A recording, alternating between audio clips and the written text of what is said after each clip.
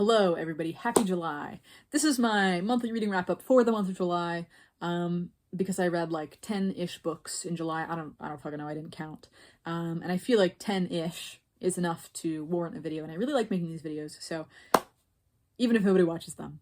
So I'm making one. This was a really weird month of reading for me. I read a lot of weird shit, lots of romance, usually weird shit and romance at the same time. I didn't read anything like super serious, not that I really care. So anyway, let's just get into it, right? I'm going to start with the physical books, then go on to the digital books and do it chronological order in both of those little subsections. So let's just start with the physical books, right? The very first book that I read in the month of July, the very first physical book at least, was Legends and Lattes by Travis Baldree. This is a like cozy fantasy that I think went pretty viral on like Book Talk and Bookstagram.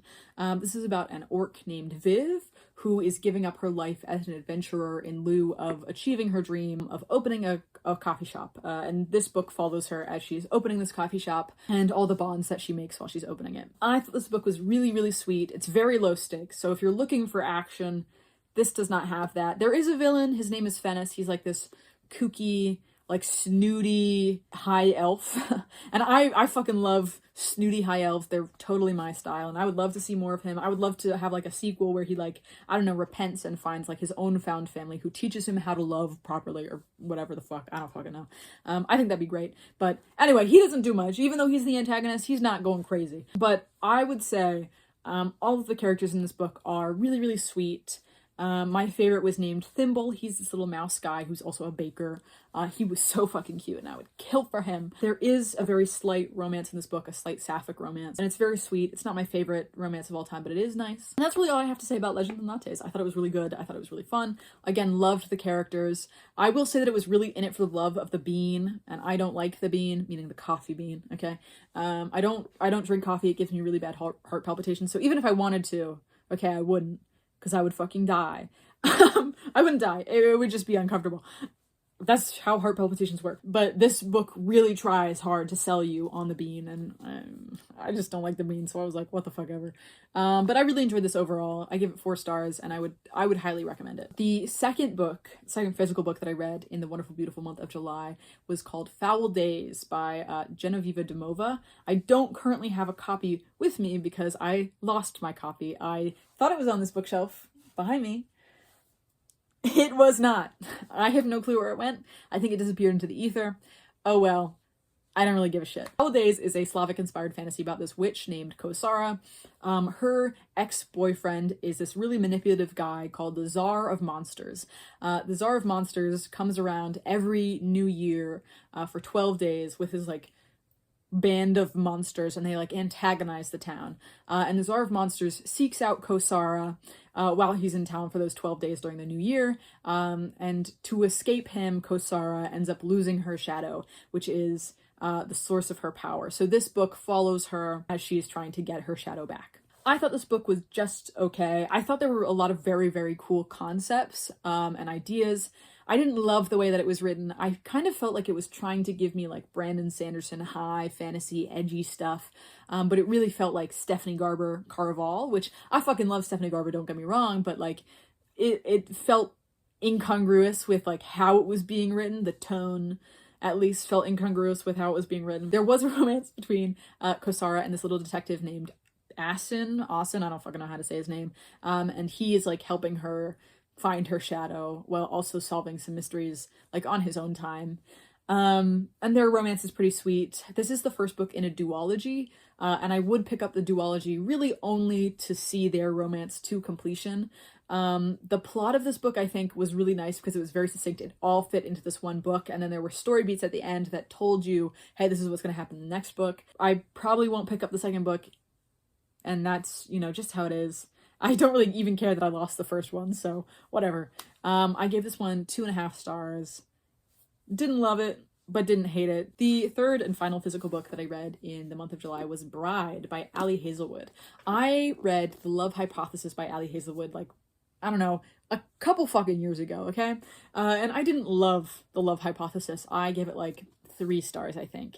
This, however, was definitely far more up my alley. I really prefer like paranormal weird romances to anything super contemporary. This is about a vampire girl named Misery who's basically being like sold off as collateral by her vampire clan to be married to the alpha of this werewolf pack to, you know, help keep the peace between the two groups. It is largely a romance between Misery and the alpha of this pack. However, it is also a bit of a mystery because the only reason why Misery agrees to marry into the werewolf pack is because she thinks the werewolf alpha has connections to her best friend who mysteriously disappeared like a couple days or weeks before the wedding. I enjoyed this one quite a bit. I enjoyed it definitely a lot more than The Love Hypothesis. Misery was not my favorite female main character ever. She did grow on me over time, but I did not love her, especially in the beginning. The plot also kind of took some time to grow on me, but by the end I was enjoying it quite a bit. The romance, I think, was really, really sweet. I really liked the romance in this one. What I will say is that Ali Hazelwood is kind of known for writing STEM books and like STEM romances, and in this one it's STEM because our main character, Misery, is a vampire coder.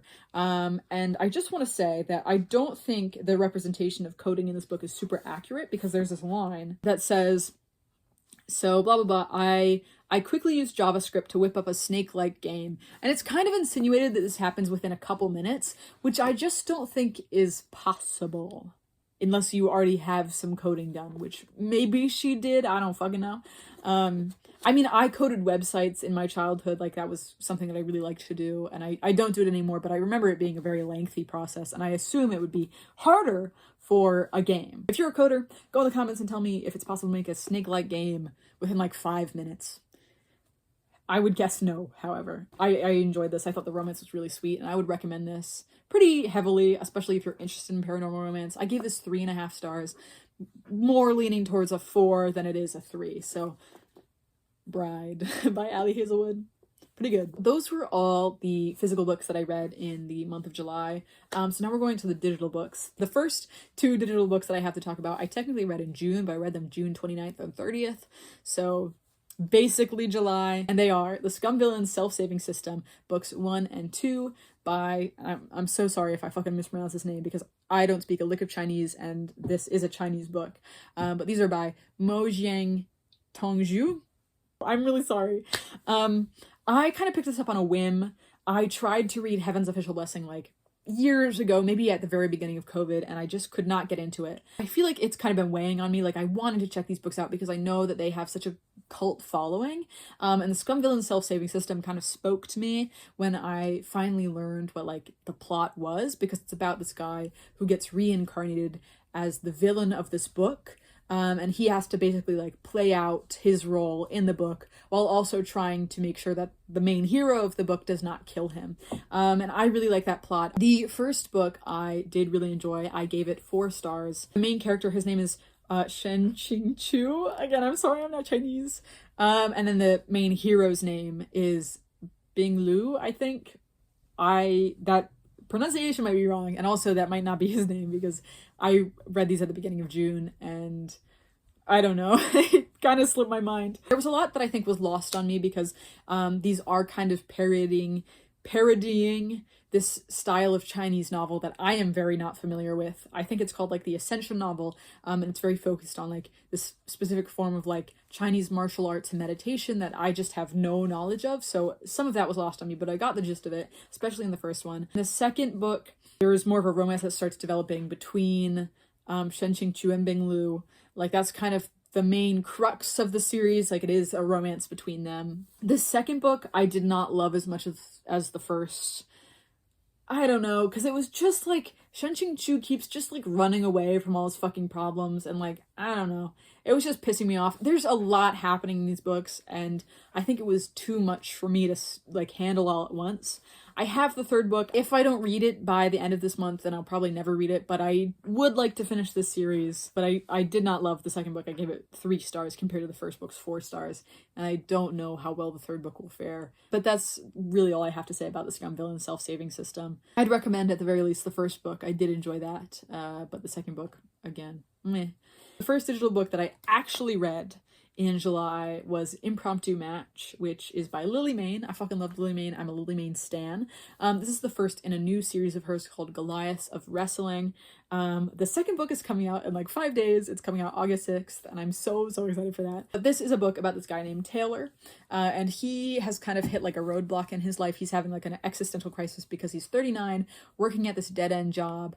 He fucking hates his life. Then he finds out that there's these like fantastical wrestling matches that happen underneath his office building between like these monsters, right? Like a cyclops and like a werewolf and like the headless horseman. And it's about him and his romance with the owner of the like wrestlers. His name's Holt, and he's the boss. He's the big boss, and he's a monster too. I don't remember exactly what they're called. They're called like Impure or something. I don't fucking know. But he like can feel the emotions of others. He feeds off the emotions of others. I love this book. I thought Holt and Taylor's dynamic was so sweet. I thought they were so fun together. I will say it was a little bit too long, and there was one too many fart jokes for me. It was, I think, like 400 pages, and I think it did not need to be 400. Maybe like 350. Something dragged out for me. I could not tell you what. I'm not gonna complain too much though. Like, who the fuck am I to make fun of a fucking fart joke? I did laugh at some of them. Okay. And I really hope that Mayne continues to write in this universe because I think there is a lot of potential. But I gave this one 4 stars. Again, I really enjoyed it. Next book that I read was called Should the Sky Fall by Amithia Reine. I don't know how the fuck I found out about this book. This is another MLM book. This is another one that was a little bit too long for my taste, but still very good. This was about a couple named Cal and Dawson. Dawson is this like normal guy, and his boyfriend, or his husband, Cal, is like super fucking abusive. And then one day Cal gets hit by a car, loses all his memory, and becomes like a totally different person when he wakes up. And Dawson's kind of like, what the hell? There are paranormal things at play here. I won't tell you because it is kind of spoilery, but you can figure it out basically by the end of the prologue. If like, you will know what happens, I think. I really enjoyed this. I really liked second Cal, not the original Cal, okay, not the abusive one. I really liked Cal and Dawson's like dynamic after Cal loses his memory. It's very sweet, very fun, a little bit paranormal. I would consider it like magical realism. Cal in this book was definitely like a puppy dog type of guy, which I usually really love, but I did not super love in this one. It was pretty fun overall. I gave this 4 stars, and I would highly recommend it if you are interested. Again, paranormal aspects, super fun, super cute, super interesting. A little bit sad, right? Because there is that like abuse in the beginning and like memories throughout. But it's okay. It's very fun. It's very cute to see them like reconnect. I also read the second book in that series called Should Our Hearts Catch Fire, which is, again, also by Amithia Reine. It's in the same series. So this one's about Ellis and Gabriel. Ellis is the brother of Cal from the first book, and Gabriel runs a coffee shop that Dawson really likes. And Gabriel has magical powers. We know this. He's like an empath, but he's like legitimately an empath. Like, he can sense the emotions of other people, and if he's touching them, he can like kind of wiggle them around. I think for this book, the first half was stronger than the second half. I really liked the first half because it was all this like awkward pining stuff, and I really enjoyed that. I liked all the like pre-dating interactions. But then once they started dating, I was just kind of like, oh, well, whatever. Like, it was still good. It was still cute, but I didn't like it as much. I think I prefer their dynamic to Cal and Dawson's, but again, the second half just kind of dragged on for me for some reason. I liked their dynamic because Ellis is like this kind of like downtrodden, like the world is caving in on me kind of guy. And Gabriel's like, I love being alive. I'm so happy. And I fucking love that. I gave 4 stars to Should Our Hearts Catch Fire. Really, it's like a 3.5, but going into that 4 stars, so 4 stars. The next book that I read was How to Train Your Human Omega by Arden Fox. This was fine. I didn't love it. I don't really remember it. This was about this little like astronaut. He's not an astronaut. He's like a space. It's a sci-fi novel, so he's a little spacefarer, and their ship gets like slurped into a little wormhole, and then oh no, there's these aliens, and they say, oh, you're encroaching on our territory. But one of the aliens is really taken to Clay, who is this, spacefarer who I was talking about earlier. He's the main guy. He is attracted to Clay because Clay is an Omega. And he's like, oh my god, this is my fucking Omega. There are no Omegas on our planet anymore, and I need this Omega. So this is a very similar plot to, like, I think the aliens kidnapped Omega or whatever by Sienna Sway. I think I enjoyed it about the same amount as the Sienna Sway ones too. It was fun, but I didn't love it. It's really about them bonding. Clay is suggested to have, like, commitment issues, but it's really never delved into deep enough for me to be interested. I will say, this is gonna sound fucking crazy of me, but if we're in a world where mpreg is possible, and one of the characters meets all the requirements that are required to fulfill male pregnancy, then he should get pregnant by the end of the novel. Period. Okay? That's what I think. That's my professional opinion. Anyway, I gave How to Train Your Human Omega 3 stars. It was fine. The next book that I read was Matehub Legend by Marie Reynard, which is a great fucking name for somebody writing about shifters. Matehub Legend is about these two porn stars in this, like, paranormal porn world. So one of them is a normal human, and the other one is this wolf shifter. I guess you could call him a werewolf, but he's not really werewolfy. The only thing is that he turns into a wolf. He doesn't turn into a werewolf. You know what I mean? It's the same thing with Bride. Like, they don't turn into werewolves, they turn into wolves. So Richard is the werewolf and Hunter is the human. They had a very fun dynamic. Again, they're porn stars, and the whole thing is that, like, they're doing a temporary mating bite. They're having a temporary bond, which is something that shifters can do. They bond with people by biting them on the back of the neck. And they're doing a temporary bond for 3 months to make porn. But over the course of those 3 months, they fall in love. It's very sweet. It's really just, it's a romance and it's a porn book, I would say. There are books that are like romance novels, and then there are books that are like porn books. And this is a porn book, because I think most romance novels would have like 1 or maybe 3 sex scenes or sexy scenes. This one has like 20. It's a lot of fucking sex. But it is also a lot of, like, cute domestic stuff, very sweet introspection and that kind of stuff. I really liked it. I can't wait to see more from Matehub. There was a very extensive cast who I would love to read about in the future.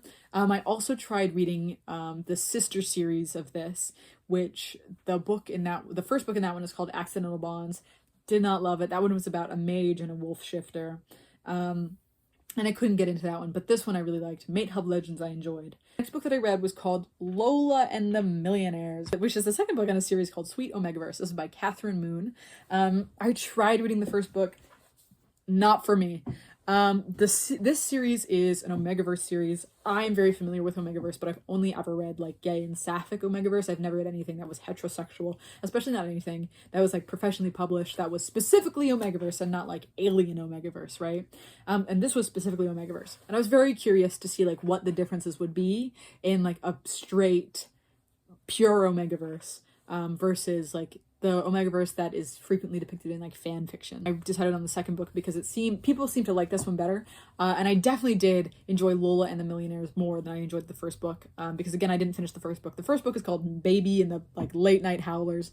And that's about a beta who presents as an Omega, like, late in her life. And then she finds her pack, and, like, they're all bikers. And I don't like bikers, so I was just like, this is not for me.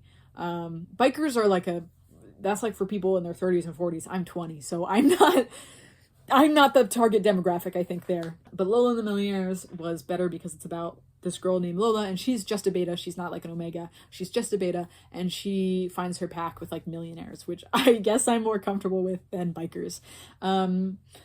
It was pretty nice and very fluffy. Her whole thing is that she was, like, abused in the past. She had been taken advantage of by other alphas, and now these, like, millionaire alphas are, like, coming in to take care of her. The big difference in this Omegaverse that I found from, like, fan fiction is that male alphas or male Omegas cannot become pregnant, and then female alphas cannot impregnate, and also female alphas are rare, which I was like, that's fucking stupid. This is stupid. Like all of the Omegas in all of these stories are female. None of them are ever, like, female alphas and then male Omegas. Even in this book, she's treated like an Omega. People say, like, we're going to treat her like the Omega.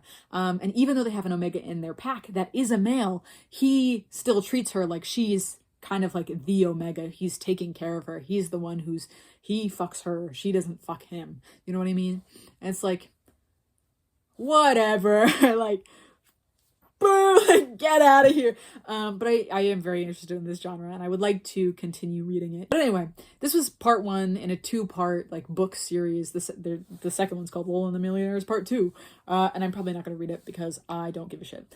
The final book that I read in July, I read that on July 31st, and it is called The Fading by Roman Dianna. I saw this on Goodreads and knew immediately that I had to read it because it sounded so fucking weird, and I was right. The Fading is like my dream book. It's MLM, and the main character, his name is Cole, and he has been captured and enslaved on like the slave planet by these like evil aliens, but then he escapes off planet with this other type of alien who's more humanoid. He's just like a big green human. A big green human helps him escape off that planet, and then they're forced to fuck because the big green alien, his name is Grantham. Grantham is like, we're fated to each other, we have to fuck or we'll die. Or at least I'll die. Grantham will die. You will be okay, Cole, because you're human, but me, Grantham, will die. And they fuck. For 12 days, they are bonded together. They cannot separate. It was so fucking weird. So fucking weird.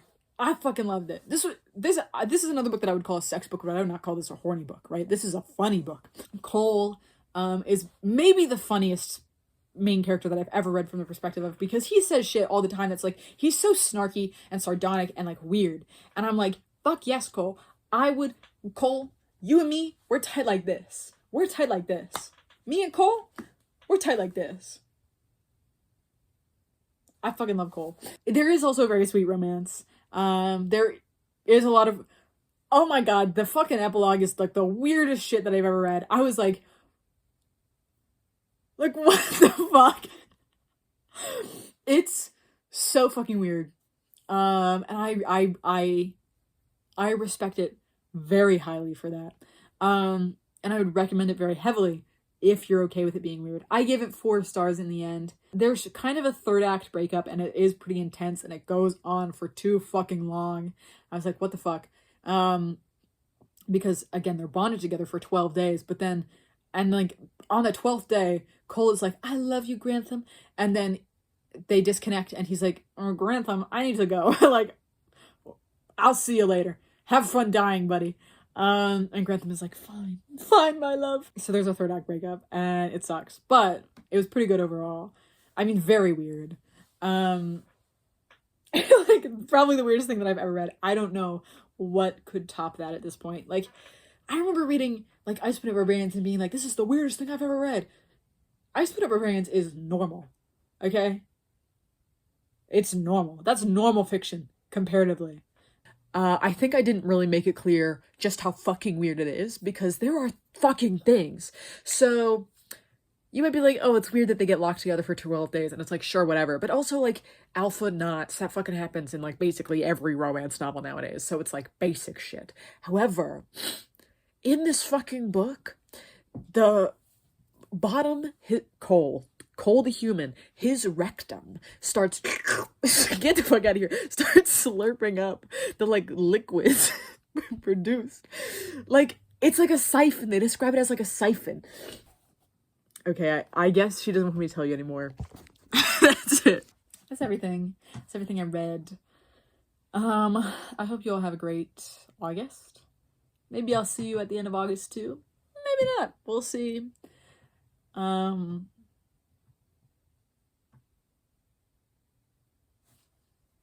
All right.